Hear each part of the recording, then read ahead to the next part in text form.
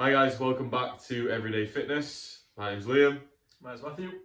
Today, given the circumstances, obviously the recent pandemic, COVID-19, bit of an issue, isn't it? So today we're just going to sort of run through some key considerations and just sort of basic considerations that we should all be sort of following and thinking about when sort of still trying to achieve our fitness goal, whether that be through fat loss, muscle gain, or even just to retain what we've got at the moment. Okay, so the ones that we're going to sort of run through, so we've got stress, okay, and how to manage it, sleep and the importance of it still, nutrition, training, and then light exposure and your NEAT. Okay, so we're going to run through them and just explain a little bit more. Okay? Yeah, so straight into stress. Now, obviously, this is a very stressful time for a lot of people worrying about maybe their health, maybe their goal, maybe even sort of their jobs, whatever it might be. Very stressful time. However, we try our best to not let that get the better of us. We've got to make sure we're trying to do things to help us relax and de-stress. Because simply put, if we're stressing out, that is not going to help our goals, it's not going to help our health, it's not going to help our immune system. You know, just as an example, when a lot of people stress, for a lot of people that leads to emotional eating.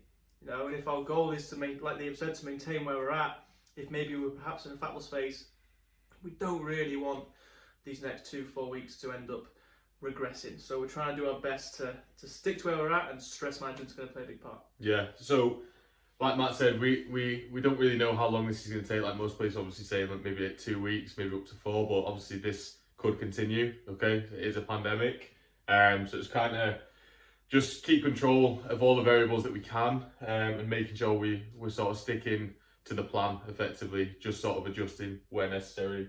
So sleep, this kind of also comes into stress as well. So obviously your sleep quality and the quantity that you get in is still going to affect your stress levels, okay? And that is then going to affect all the other factors as well.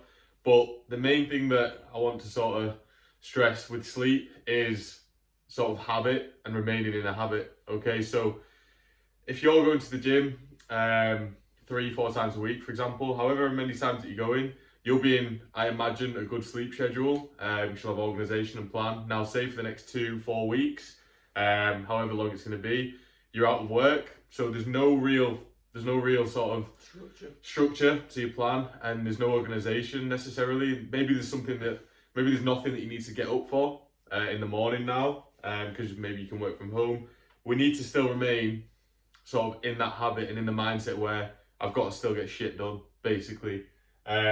Now, with sleep obviously comes a lot of sort of things that we can sort of do to improve sleep quality. Obviously, we've already been through all them. So if you haven't, or you don't really know, go check out previous videos. We've sort of like touched on the fundamentals. I think it's in the fundamentals of fat loss. And we sort of touch on what to do to improve your sleep quality and stuff. So it's just making sure that we're aware that that is something we still need to focus. Okay?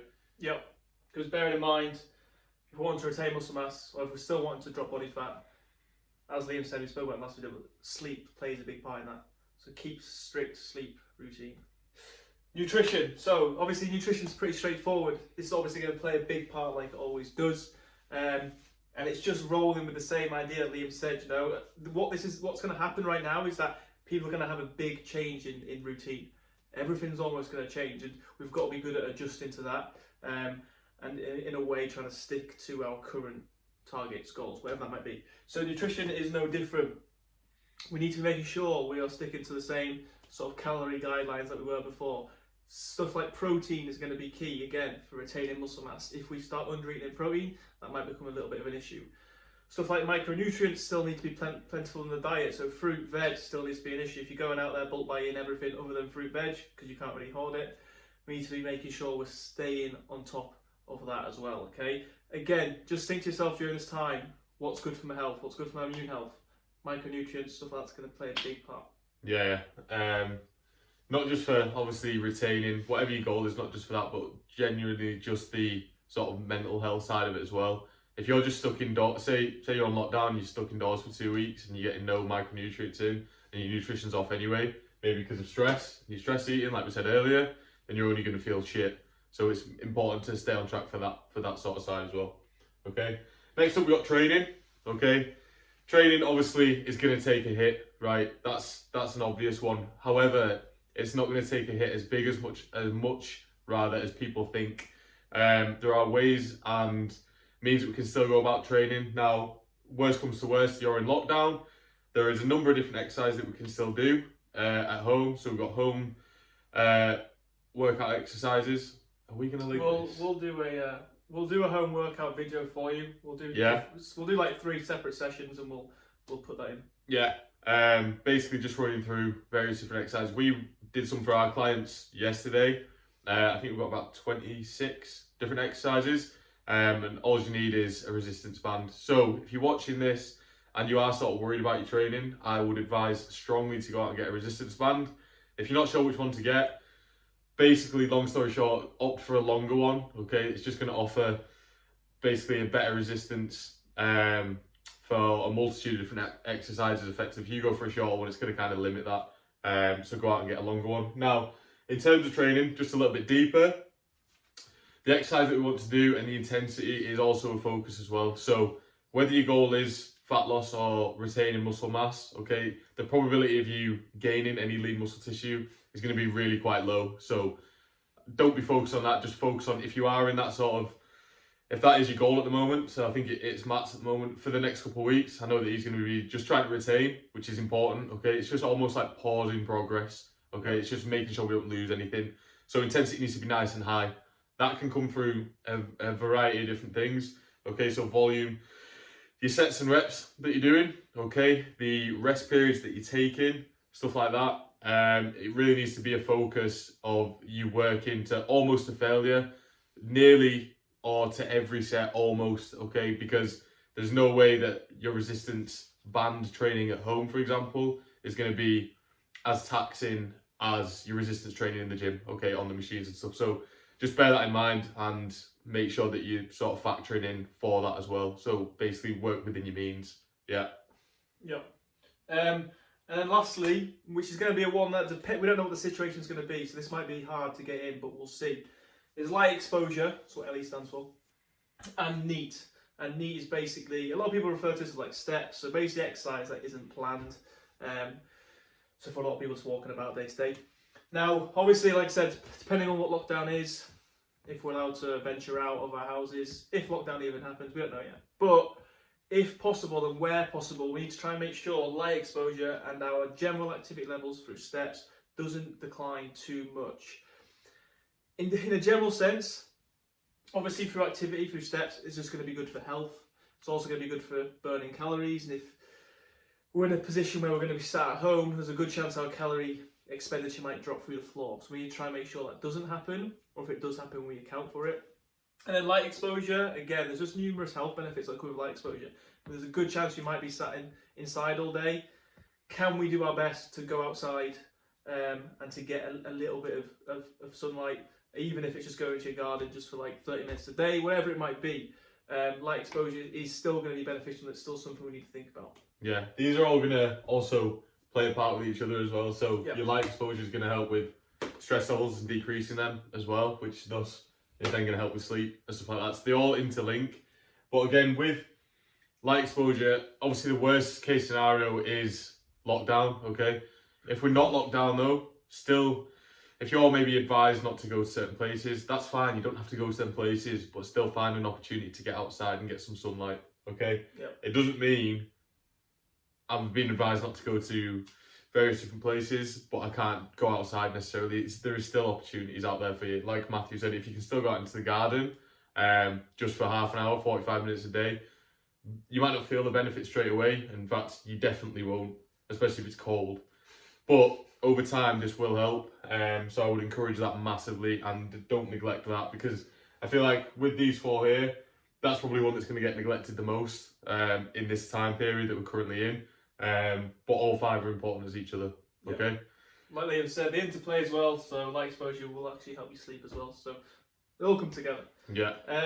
Now we'll quickly talk through how you might need to adjust your current plan. Okay. So as I mentioned briefly there, say for example your goal is fat loss. Due to being inside all day, not training maybe as much, with just doing home workouts. calorie expenditure is probably going to drop, right? This might now mean that we're not in as big a deficit. So it then might mean we're having to adjust a few things, okay? Maybe you're having to eat a little bit less, whatever it might be, there's adjustments we can make. Something else to consider is that, like we said as well, retention of muscle mass is probably going to be your sort of key focus or your main focus if your job is improving your shape. So if you want to come out of the fat loss phase, if you just want to accept for however long we're in this situation that maintaining is fine, which it is, then that might be an idea, because the smaller deficit, or if we're not in a deficit at all, the chances of retaining muscle mass, as long as we're still doing these things, is a lot better. So that might be something to consider. Yeah, just understand that you quickly went over it there, but just understand that your maintenance calories whilst you're training in the gym, 3, 4, 5, 2 days a week, okay, doesn't matter.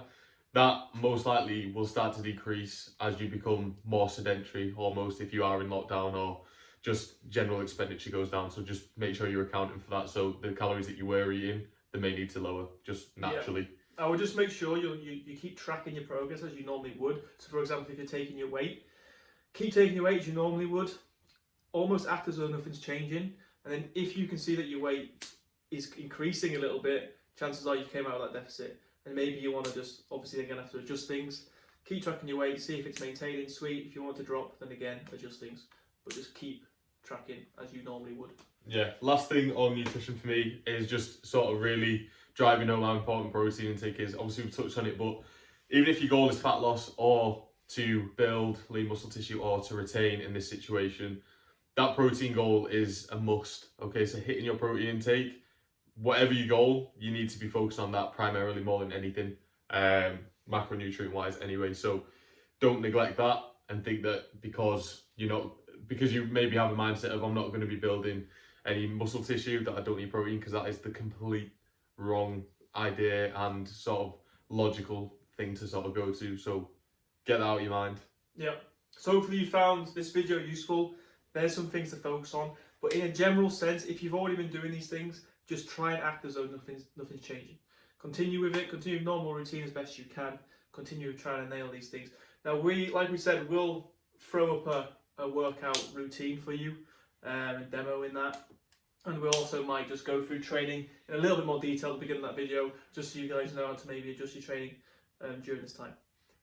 If you have any queries, questions, or you're struggling with anything, or you're worried about anything, drop them in the comments, and then we can get back to you, or we can do a separate video if needed. Cheers, guys.